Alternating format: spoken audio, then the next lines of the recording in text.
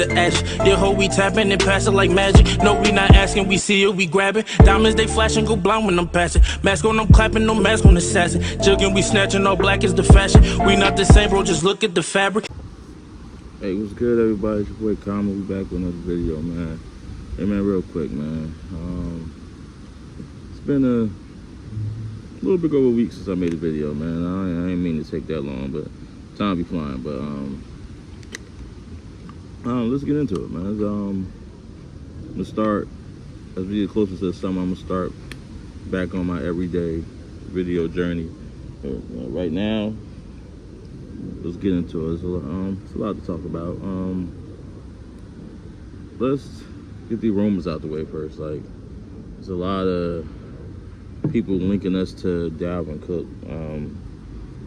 My thoughts on that is, I think Dalvin Cook is a great back, but you cut Zeke, who was counting to save $10 million, to sign or trade for a running back that's making 14 is a little crazy to me. But if, like, I'm not throwing no shade, but if we get Dalvin Cook tomorrow, I'll be one of the first ones to tell you, great move, I like it.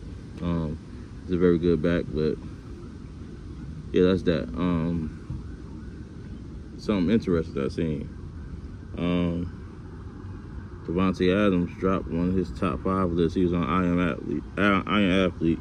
They asked him his top 5 wide receivers, and he had CeeDee Lamb in it, which was interesting. He said CeeDee Lamb reminds him a lot like himself. He was like when he was in Green Bay balling, but he wasn't getting the respect yet. And I can agree to that. Like, I'm not saying him and CeeDee have similar games, but I'm talking about in terms of respect level. Davante Adams is the dog. It took a nice amount of years for people to finally see, Davante Adams probably the best wide receiver in the game. So it's like, I can see that. CeeDee, think about it. He come in his rookie year, quarterback goes down in game 5 or something like that. So he basically played with like 3 different quarterbacks that year. Just barely misses 1,000 yards his rookie season. I think he had like 960 something like that. The following 2 years, he go on to have a 1,100 yard season, and then this past year, 1,300 yard season. I think he's one of the ones, man. He's just not gonna get the rightful credit because he's plays for Dallas. You know what I mean? But like, just think of Cooper Rush. With Cooper Rush, he was the number 27th ranked offense, right? Just think of if you could simulate them 5 games that Dak missed, and put him with CeeDee Lamb. If you already end the season with 1,300 yards and some change, over 100 catches, what in 5 games? In my opinion, the sky would have been the limit. He's possibly looking at in 5 games. I can see you adding on another 200 yards receiving, at least. And that's being modest. That's just like saying if he had 30, 40 yards a game. You know what I'm saying? Like, so yeah, I think it's well deserved. But he's just in the era where people are gonna question it, but it is what it is. That's his personal preference list. I'm just glad she's getting some love shown. One thing I wanted to get into, these delusional ass like takes that people be having for clickbait, and these schedule predictions is ridiculous. I'm seeing people saying, not just for the Cowboys, I'm talking about like Eagles. Like, I'm seeing people saying 15-2, or we're gonna be undefeated coming to the bye weekend. I mean, it's good to have confidence in your team. They did go to the Super Bowl, but let's be for real. We haven't had a repeat champion in the division in how long? You got major turnover on your roster. You got 7-8 new starters.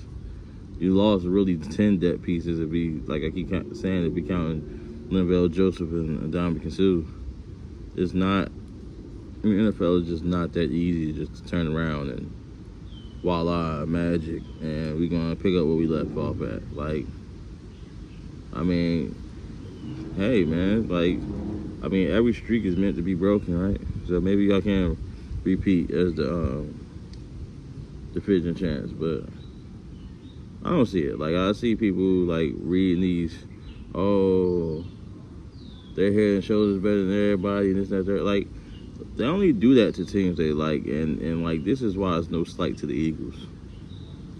Last year, right? The Rams were coming off a Super Bowl, right? Everybody had them ranked high coming into the season. I said personally, losing your left tackle is a huge thing, right? Losing little bits and pieces here and there, it may not seem important in the grand scheme of things, right? So it's like, you lose your linebackers, you lose your safeties, right? You lose Linval Joseph, you lose Sue, you lose Hargrave, you lost 3 D tackles. Now, in the grand scheme of things, you got D tackle of the future and Carter and the guy you drafted last year, and we drafted a rookie safety, and we got Blankenship, who we think could do something. We got Edmonds.